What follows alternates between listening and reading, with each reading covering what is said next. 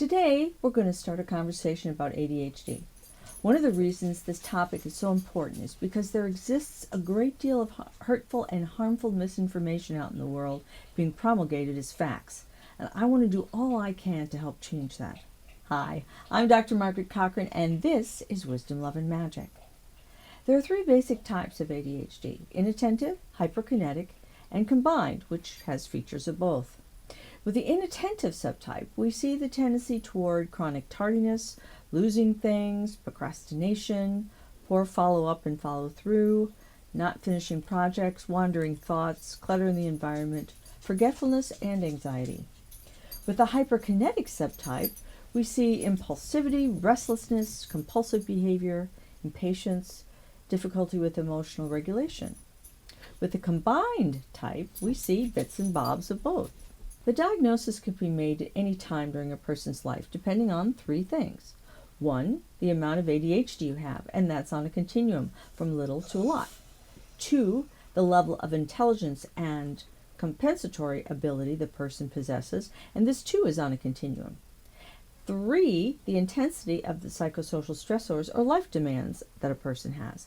So if you have a little bit of number 1, a lot of number 2, and very little of number 3, you may be able to go about your life with little or no intervention or assistance.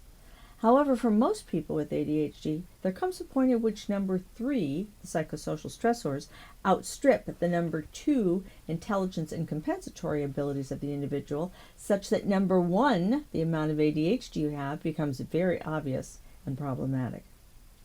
Most people tend to think of ADHD as being about inattention, but it's really about being able to control attention. People with a brain that operates in this way are referred to as neurodiverse. So not only can someone with ADHD have difficulty making themselves focus on something that they need to, such as homework or a lecture in school or a meeting or other task at work, it also makes it difficult for them to unhook attention from something they are interested or fascinated by. And this is called hyperfocus. And when in hyperfocus mode, someone with ADHD can work on a task or project for hours. Now, to an outsider who does not have ADHD, we call them neurotypicals, by the way, this appears to be a chosen, willful, and even disrespectful act. Hyperfocus is every bit as problematic as inattentiveness. It's one of the reasons ADHDers hear the following statements from teachers, bosses, and spouses a lot. You can focus when you play video games or watch TV. You're just lazy, or you don't care about what's important to me. Neurotypicals often scold or shame, or as I just mentioned, assign motives to ADHD and ADHD behavior. Being angry or saying that ADHD is just an excuse for being lazy and uncaring is not at all true, and is very hurtful and damaging both to the individual with ADHD, the person doing the scolding, and it's damaging to the relationship between them and the family system they're in. ADHD is a real physiological thing. It's called a central nervous system disorder. So much so that if you perform certain types of scans on the brains of someone with ADHD and someone without, a large percentage of the time, a clinician such as a neurologist, radiologist, or someone familiar with neuropsychology would be able to see which brain has ADHD and which one does not. Brain scans, by the way, are not currently approved for diagnostic use.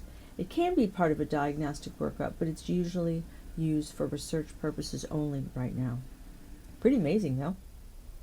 Next time, we're going to talk about one of the most frustrating and negatively impactful features of ADHD, procrastination.